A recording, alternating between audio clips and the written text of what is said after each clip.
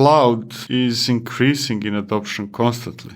And that means that there are more and more people using elastic infrastructure one way or another. Once you get to the point that your infrastructure is elastic, that it is on demand, that you get what you need when you need it, then you are almost there. This is DevOps Paradox, episode number 123, Simplifying Microservice Development. Welcome to DevOps Paradox. This is a podcast about random stuff in which we, Darren and Victor, pretend we know what we're talking about.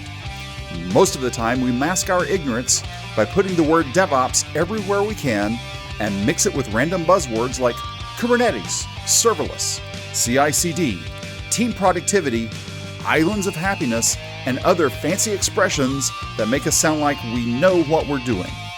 Occasionally, we invite guests who do know something, but we do not do that often since they might make us look incompetent. The truth is out there, and there is no way we are going to find it. P.S. It's Darren reading this text and feeling embarrassed that Victor made me do it. Here are your hosts, Darren Pope and Victor Farsick. Victor, when's the last time you bought a laptop or a desktop? A few weeks ago. What were the specs on that? M1, I'm not sure how many cores it has, and 16 gigs of RAM, 13-inch MacBook Pro. It's a baby, and I love it. 13-inch MacBook Pro based on the M1 chip, 16 gig of RAM. How much disk did you get? 1 terabyte. 1 terabyte? Yes. Okay. I think that, at least in Mac world, going above that is just not worth it. It's too expensive. And I actually don't need more than 1 terabyte. Oh, yeah, for disk, that's true. But for memory, you don't have a choice. 16 is all there is today. Yeah, I think that it starts at 8. I'm not sure. Correct. It does start at 8. You might be asking yourself, why are you talking about MacBook specs? Well, so Victor, let me just ask you this point blank. We can run the whole of everything that runs on AWS and Google on that laptop, right? In complete isolation. Whole AWS. Yeah. We can run everything on that laptop. Maybe there would be a service or two we couldn't. No, not even close. But the laptops today are powerful enough to run what we are developing, no matter what that something is. The real question is whether we can run the whole system on our laptops. Right, because my primary laptop, unlike Victor's, which is 16 gig an M1 chip, a 2021 model, or 2020, whatever the right date on that is. Unlike that, my most recent laptop is a 2011 MacBook Air with 4 gig of RAM and 128 gig hard drive. It's pure suffering. I have a sudden desire to send you my mobile that can easily replace your laptop. Well, I guess I lied because I actually do have an 8 gig Raspberry Pi. Okay, that's already better than what you have, right? Sort of is, other than the Raspberry Pi can't handle the CPU that even the MacBook Air can do. Yeah. Now, again, you're asking, why are we talking about specs? This comes out of a question that Stefan posted against one of Victor's videos about full app lifecycle in Kubernetes, and we'll put a link to that video down in the show notes. And Stefan's question was, what do we do when your application doesn't fit on your laptop? Now, let me go ahead and just finish reading out a little bit more of this. When we have an application designed using the microservice architecture where the microservices we are developing interact with other services using events from messaging queues like RabbitMQ and Kafka, and HTTP request, how can we avoid having all those services on the laptop and still have isolation between users? The second part of that question is actually probably more accurate because at the beginning it says, what do we do when your application doesn't fit in your laptop? While the rest of that question talks, if I understand correctly, more about the whole system, right? I think that the first part is easy. Your application almost certainly fits on your laptop. Now, all the dependencies, the rest of your system, all other things that your application communicates with will likely not fit into your laptop. Is that a problem? It's not necessarily a problem. I don't think it's a problem at all. The question is more about where the rest of the system is it anywhere, and how you communicate with that rest of the system. And we would probably very early in that conversation get to the question of whether you're developing the rest of your system in parallel, and that future development or future releases of the rest of your system are dependencies of the release of the application you're working on. I'm probably confusing you right now, right? Let's start with the ideal situation. You're working on an application, microservices, this and that, and all that you need from the rest of the system are production releases of your application. That's the ideal situation, meaning that whatever you're working on depends on the current production, not on the future production. And if that's the case, then continuing with the ideal situation, best if you connect to the rest of the system by connecting directly to production. Then you are really ensuring that you are really developing decoupled applications and that you're going against what is stable and not what somebody might be working on. Okay, there's two things there. First off, you're saying go against production. Are you meaning go against literal production? To begin with, I'm saying go against production releases of dependencies. That would be the first part of the answer. But you don't use releases as binaries, as dependencies. You use releases running at runtime. But the important part is that you go against production releases of the rest of your system. And then where does the production release run? Well, in production, for certain, for sure. If for some reason or another you cannot connect the application you're developing to the production environment, then you need a copy of production, which you're likely having, right? Whether we call it pre-production or staging or whatever we call it, you probably have production-like environment. But again, best if you connect to production because then you're closest to production. Okay, so that was point one. Point two is we're looking at what is currently production. Whether it's the live production system or not doesn't matter. We're looking at what is currently production. But what if we are doing greenfield development, right? We haven't even launched production yet. Everything, going back to what you were saying, we should not be looking at forward-looking things that haven't been released yet. But in a greenfield scenario, more than likely everything is still forward-looking. Yes, but in a greenfield scenario, to begin with, you likely did not reach the point where your system requires terabytes of memory, right? Greenfield is small, by definition. I mean, unless you are into over-engineering type of situation where you would, from day one, use a database with terabytes of data and Oracle, let's say, and you would immediately use Kafka, and you would immediately do this and that, and you would immediately have a huge system within a week. But usually, that's not the case with Greenfield. You start small and then grow big over time. If we should be using production, so let's ignore the greenfield for a minute. So let's say that that's done. We're not looking at forward-looking. We're all in agreement that we shouldn't be using forward-looking stuff. We understand in reality you will be, but at some point that should flip over. With a production environment, a lot of the arguments are, okay, well, production is too large. I can't even run that, so I must create a mock of whatever I'm doing for production.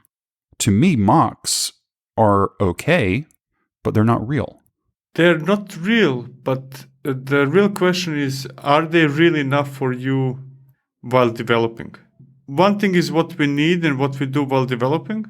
And the other thing is when we start the process that will eventually lead to production. Creating a pull request, running some heavier tests, doing more than what you do during local development.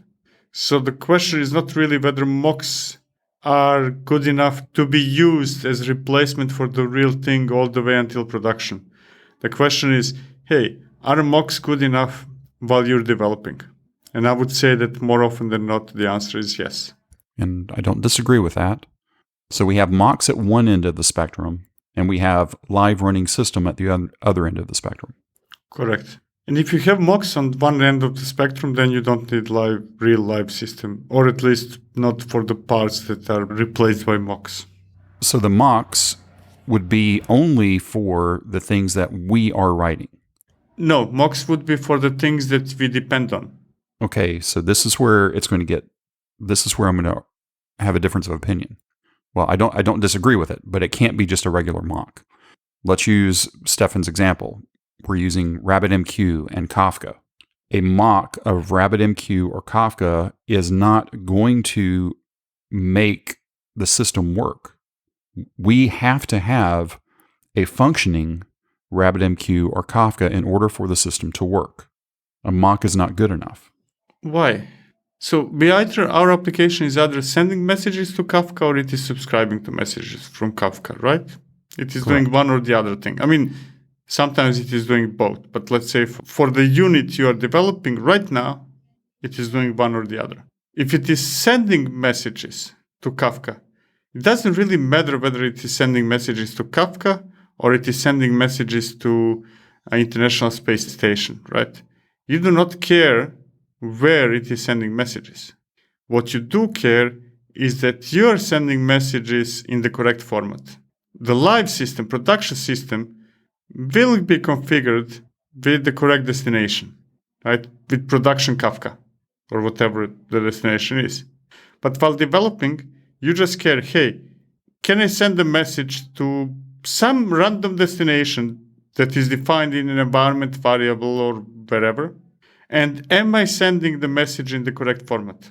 If I am, how does the rest of the system who is subscribed to that message behave? And what does it do with that message is not my problem.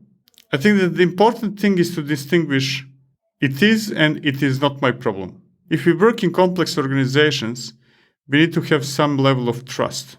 And boundaries of that trust are usually on the API level. It's like you and me communicating, right? We can talk right now and that's live and both of us need to be present. Or I can just practice without you. I can practice the answers or let's say questions I'm going to ask you. And if my goal in an interview is to ask questions, then I do not necessarily need to hear the answers to practice. I need to know what I'm going to ask you. Everything that you just said, which I don't disagree with anything that you just said, in the context of I'm writing a single microservice, right? A single microservice. Correct. But if my application, not the full system, but my part of the application of the full system involves multiple microservices that I have a dependency on Kafka, then I have to have a live Kafka. It's not good enough for me just to produce a message to Kafka, because the whole part of my application working also has another microservice that's consuming from Kafka. I have to have a real Kafka. Absolutely. But my question is, when do you need to have real Kafka? Well, this is where the argument for microservices and monoliths starts to enter. If the microservices I'm producing are that tightly coupled, that one is producing and one is consuming, I need it from day zero. Okay, fair enough. So let's say that for the sake of this conversation, mocks are not a good option for one reason or another, right? We need to have a real Kafka. And in that case, the question is, where do you stop? Is first to figure out what is enough. For example, are you okay having real Kafka, but not having the services that are subscribing to the messages you're sending to Kafka, right? If all you need is real Kafka. So what I'm really trying to say is that what is the minimum that you need? Sometimes the minimum with the mocks is only your service. Sometimes it's your service with hypothetical Kafka. Sometimes it's your service and Kafka and 3 other services. Sometimes it's whole system, right? Kafka itself can fit into your laptop. If you need more, then at one moment you're reaching the point where it doesn't fit your laptop. And then you need to connect applications. Actually, you need to choose between 2 options. Either, and for this conversation, it doesn't matter whether we are talking about production environment, staging, or development environment, or whichever environment it is. You're developing on your laptop, and applications running on your laptop are connecting to some real environment, whatever the real means in this context, either directly or to something like telepresence. Or if that proves to be too complicated, just develop in a remote environment. If the connection between your laptop and whatever real is an issue, or if it cannot fit on your laptop, what's not. We have tools, we have ways now to easily synchronize what is on your laptop, while you're writing code and what is running in a real cluster. So, hey, create a namespace for yourself in a Kubernetes cluster. Let that namespace connect to applications running in staging, pre-production, production, whatever the environment is, whatever the version of applications you're connecting to should be.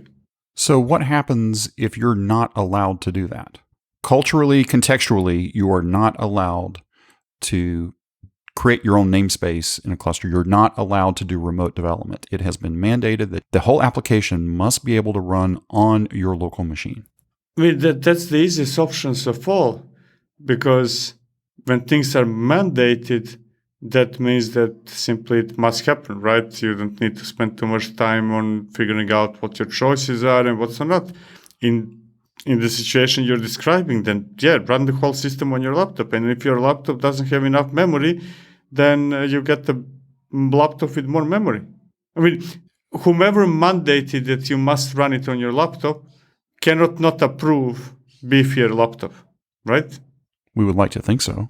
You cannot tell me you run everything on your laptop and I'm going to give you a laptop where you cannot run everything, because then we are in a very, very strange or impossible situation.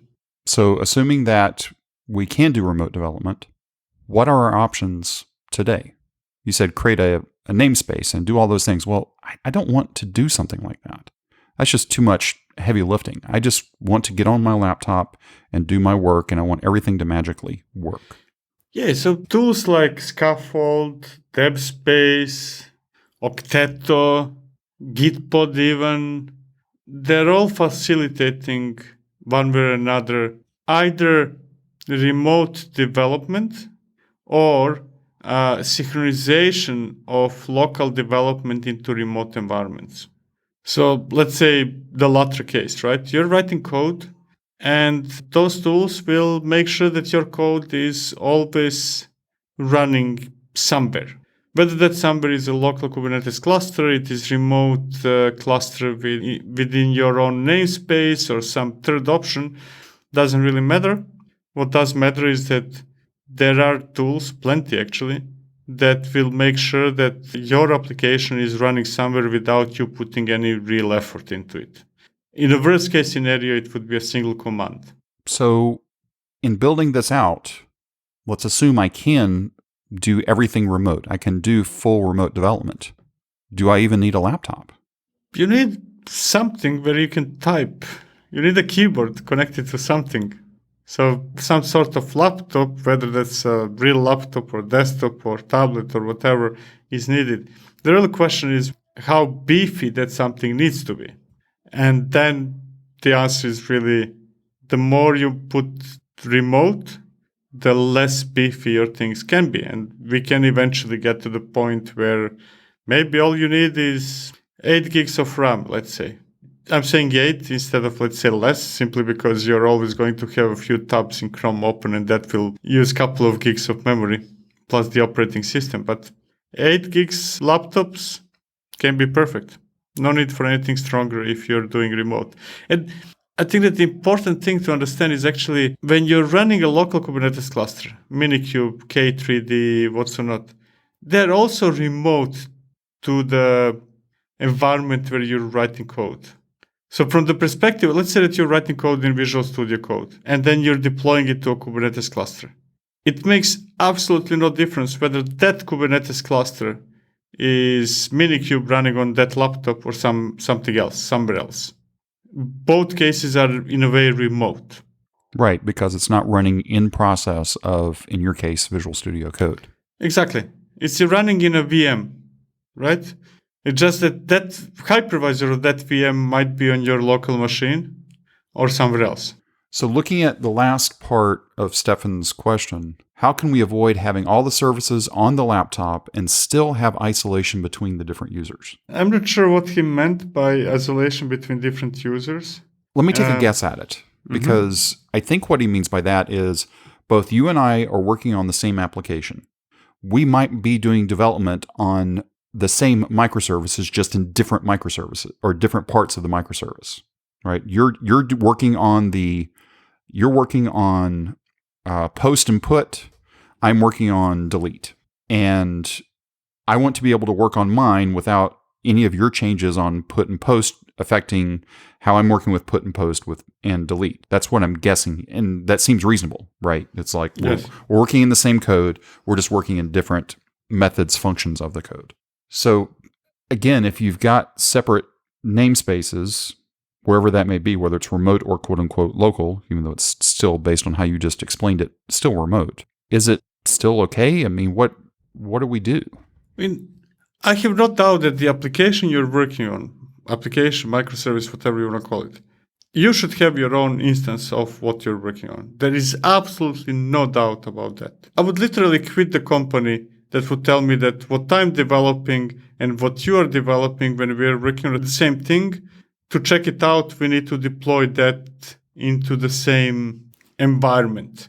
Meaning that I need to wait for you or you need to wait for me, or we somehow need to synchronize before we see whether actually it works in the first place. So what I'm developing needs to run, I need to run my own instances of what I'm developing, no matter where that something is. The real question is whether I need separate instances of the dependencies, or we can both work on the same service, you and me, and having separate instances of that service, but using the same dependency, runtime of the dependency, right?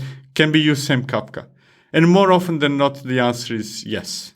There is no strong reason why not. If it's a database and then we need to make some changes to the schema, but even in that case, as long as we are not negligent, that shouldn't be a problem. So assuming that everything goes according to plan, and we're working in what would be considered in 2021 a highly performing organization, we no longer have dependencies on spending $5,000 to get a really good laptop or desktop. We are able to spend that $5,000 elsewhere by having a Kubernetes cluster and being able to do remote development. How many people do you think we're actually going to do that? I mean, majority is always behind, by definition. Not only in software industry, but in everything. It's always minority that is up front, right? So I don't think many will be doing that. But cloud is increasing in adoption constantly. And that means that there are more and more people using elastic infrastructure one way or another. Once you get to the point that your infrastructure is elastic, that it is on demand, that you get what you need when you need it, then you are almost there, right? It's very big step from static to elastic. But once you get to elastic state of the union, then having the ability to get what you need within that elastic environment, elastic system, is relatively fast. It's a small step. So let me ask about this. In the before times, both you and I spent a lot of time on airplanes and in airports and had little to no internet access. How does working fully remotely, you've done dev spaces, Git pods, whatever, right? You've set up a full stack, and you've been able to basically live on your iPad and do everything that you need to do on your iPad. But now travel is starting again, and you still need to be able to do development in an offline, air-gapped way. How do we solve that? I would start by not solving it.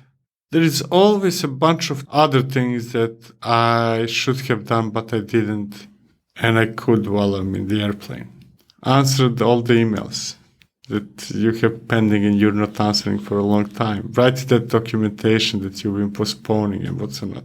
I personally have a huge difficulty being really productive on the kind of the work that I'm really, really, really doing, the core of the job, without being connected to internet. And I would contemplate something like what you said, only if everything else that I'm supposed to do is being done.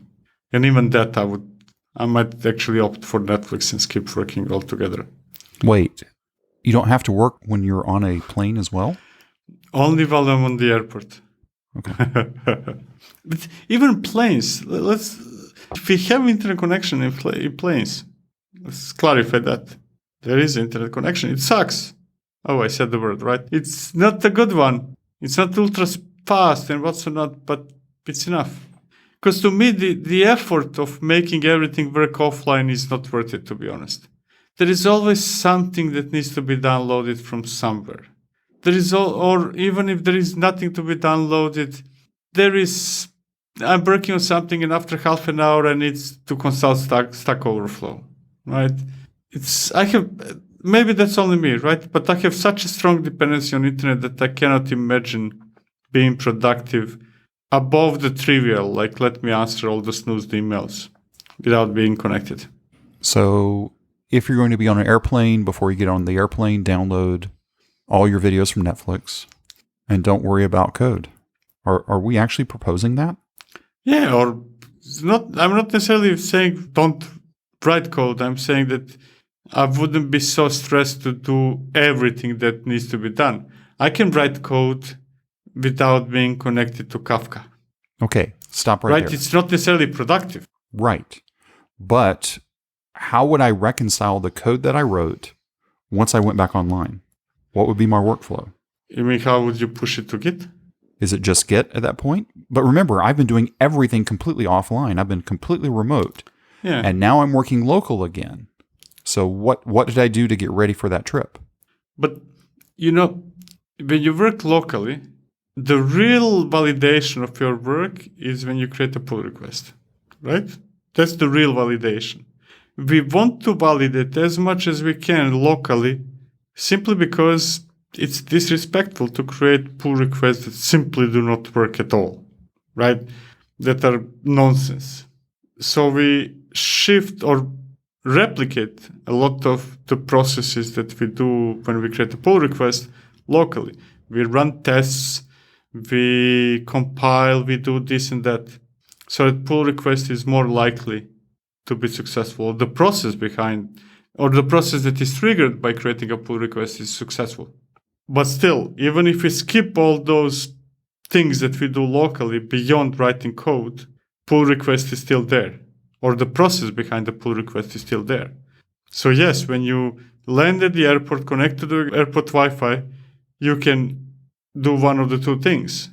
You can then connect to that Kafka that you've been using in normal conditions or whatever you're doing when working under great conditions and validate your work that was done on the airplane. Or you can just push it to Git and then let your pipeline tool do the things that it always does and tell you how silly it is what you just did in the airplane. So you're proposing remote and local and just know how to reconcile the two. Yeah, it's always remote and local. It's always. Even if you do everything local for the development, it still goes remote at the latest when you push it to Git. So when you push something to Git, it's remote fully, 100%. The question is only how much is local and how much is remote before you push it to Git. After pushing Git, there is no local. There is no such thing. So with that being said, what do you think? Do you think you could get away with actually working fully remotely? Could you be using something like Gitpod and trying to keep everything fully remote and completely abandon working locally on your machine, other than the browser to get you to those things? Jump over in the Slack workspace. You'll see an entry for this episode. Put some comments over there. Tell us what you think. We hope this episode was helpful to you. If you want to discuss it or ask a question, please reach out to us. Our contact information and a link to the Slack workspace are at devopsparadox.com/contact. If you subscribe through Apple Podcast, be sure to leave us a review there. That helps other people discover this podcast. Go sign up right now at devopsparadox.com to receive an email whenever we drop the latest episode. Thank you for listening to DevOps Paradox.